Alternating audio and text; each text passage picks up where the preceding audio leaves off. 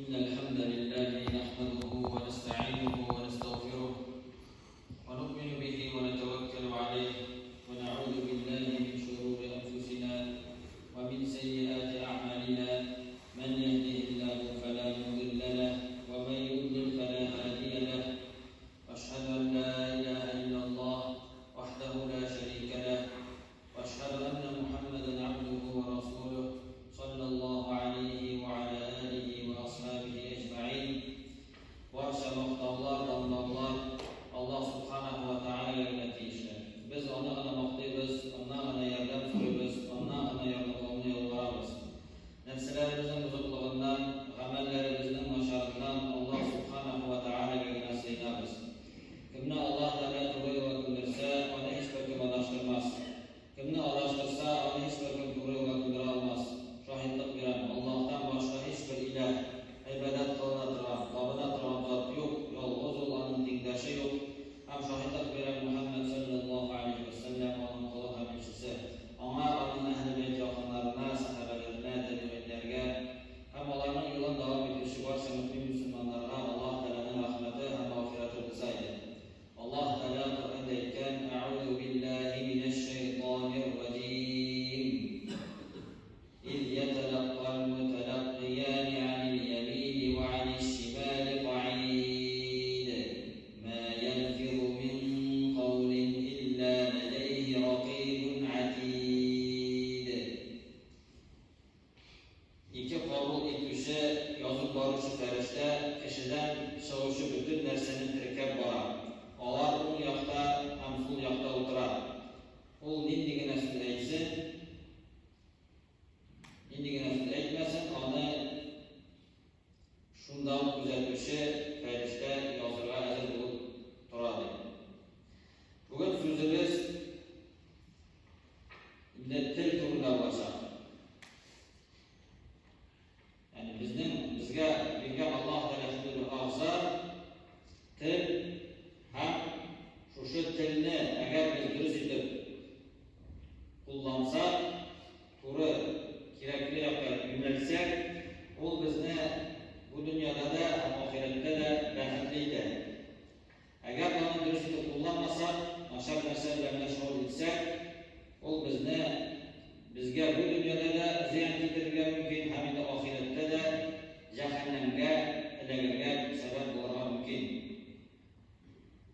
Onun turda ko'p suylasak da az bo'lmas, chunki ko'p vaqtda kishilar ona e'tibor etmaylar, hamda kerak bo'lganini da, kerak bo'lmaganini da so'zlaydilar. Alloh taoladan berilgan ne'matlarning eng zo'risi mana shu til, ya'ni so'zlar ne'mati. Agarda shu til bizga berilmagan bo'lsa, yer yuzida turmush bo'lmas edi.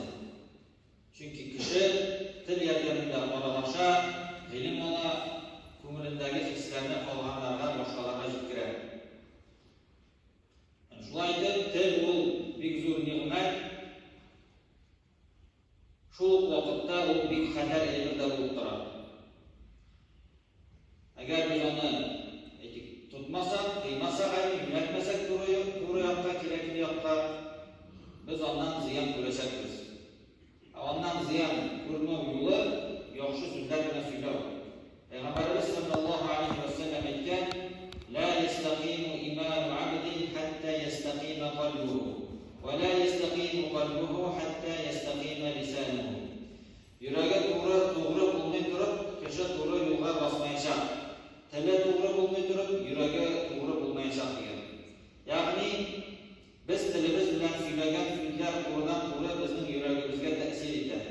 Shunday kirisincha yurakda bo'lgan narsaning ta'siri tilimizda ko'rinadi. Bu ikki a'zo bir-biriga bog'liq. Gunohli so'zlardan saqlanib, yaxshini so'ylasak, tilimizni shista tutsak, yuragimizda pok bo'ladi. Pok ko'ngilli, sof yurakli kishilargina Alloh tilasa to'g'ri yo'lda bo'lashaqlar. Ham kishi ishiksin endi yuragini shista tutib qola olasin. Eng birinchi shiratda u ko'p so'zlardan tiyilirga tegish. Payg'ambarimiz sallallohu alayhi vasallam aytgan: يكثر الكلام بغير ذكر الله فإن كثرة الكلام بغير ذكر الله قسوة للقلب وإن أبعد الناس من الله تعالى القلب القاسي. Allah'ını eski oğlu sözlerinden kala küpsüz söyleme. Çünkü Allah'ın eski oğluda başka küpsüz söyler, hatta kumurluluk bilgisi. Hem dürüstlükte Allah'tan en yirak kişi, hatta kumurluk kişi diyen. Dolayı Kur'an'da küpsüzlük durumda aytilgan. La hayra fi kethirin min necvahum illa men emara bi sadaqatin ev ma'rufin ev islahin beynen nas. Kimde bulsa sadaka ödəşirge, yaxşılardan kılırga, yeyse kişilerini uzlaştırga şakırmasa, küp yaşın sözlerden yaxşılık yok degen. Ömer radıyallahu anh aytgan, küp söz söylevşi, küp naşar sözler eyler. Küp naşar sözler eylevşi, küp günah kılar. Küp günah kılışıga en kolay yolu bu cehennem degen. Bu ayet hem hadislerden şunusu anlaşılar, Allah Teala'nın eski olmayı durgan, sadaka verirge, yaxşılıkka hem kişiler arasını uzlaştıra şakırmı duran sözlerden saklanırga kereklidir. Ondan başka sözler köp işrakta yine bizge ziyan ketirerge mümkün. Tilni saklap, yürekni şista tutmanın ikinci yolu o edepsiz sözlerden, suğunuden kıyılı. Suğunu şiltege layık hem karamış sanılar. Onun negizinde bozukluk hem kabahətlik yotar. Peygamberimiz sallallahu aleyhi ve sellem etken ve iyyakum vel fuhşa fe innallaha la yuhibbul fuhşa ve la tefahhuşa. Bir başında edepsiz nesneler işlemeyiz. Çünkü Allah Teala edepsizlikini de hem ona unutulunu da yaratmayın. Şuayet Peygamberimiz sallallahu aleyhi ve sellem etken leysel mu'minu bit ta'an ve lel la'an ve lel fahiş ve lel bedi. Mümin bir qaşanda boshqa kishini xo'rlamay, la'nat o'qimay, ona la'nat qilmay, adabsiz ishlar ishlamay ham so'ginmay degan. Jirangiz narsani oshiqdan istiqlol adabsizlik bo'lar. Adabsiz so'zlar kimnida bo'lsa, rajitu yaisa g'adab bilan aytiladi. Bizga ulardan saqlanishga kerak, adabsiz so'zlardan yiroq bo'lishga kerak. Agar şuay işlesek, tilimizni saqlaymiz ham endi o'sha tilimizdagi noshar so'zlarning ta'siri bizning ko'nglimizga, yuragimizga inshaalloh kirmas. Tilni saqlab, yurakni shishta tutishning uchinchi yo'li masxaralardan, misqol etidan saqlanish. Bular ikkisi de haram. Allah Teala aytgan: "Ya eyyuhallazina amanu la yaskhar qawmun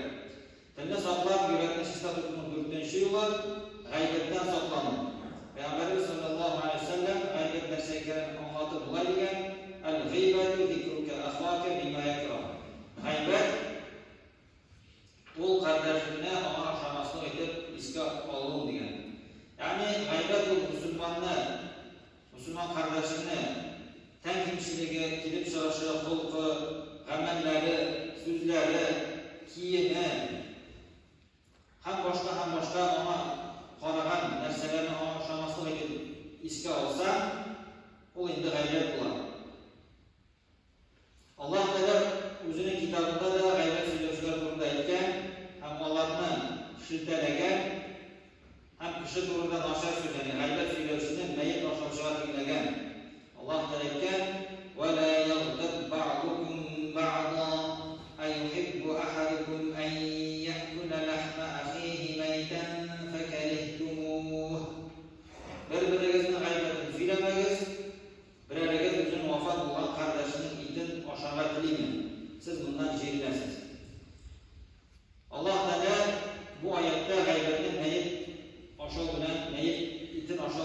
чагыштыра.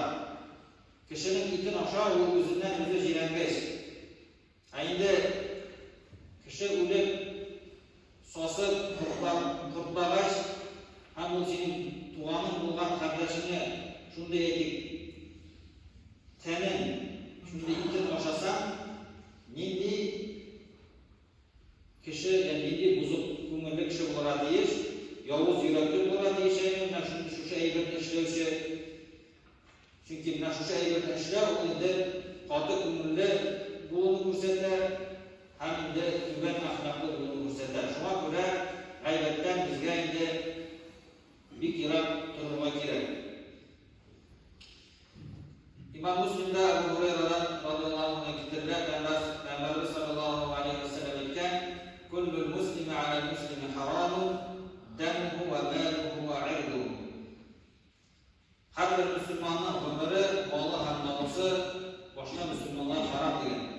Yani söz yurdu, kişi durumda gaybet söylüyor, naşar söz ediyor, onun namusuna bağlılar. Hem indi kişi, şu Allah tevettiğine haram amalni qilganlar.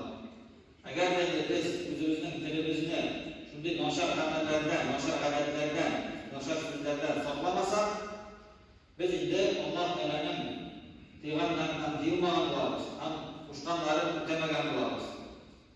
Ham endi agar kishi Alloh taolaning qo'shganlarini o'tamasa, tiyganlarini tiyilmasa, u endi bir nechta taqvo mu'minlardan bo'la olmaydi. Endi Peygamberimiz sallallahu aleyhi ve sellem tilni saqlaw to'g'ridagi bir nasihatida, bir hadisida aytgan: "Man kana yu'minu billahi wal yawmil akhir falyaqul khayran aw liyasmut." Kim Allohga ham qiyomat kunida ishongan ekan, yaxshi so'z so'ylasin yoki dashmasin degan. Alloh taolo barchalarimizga da noshar so'zlardan, noshar odatlardan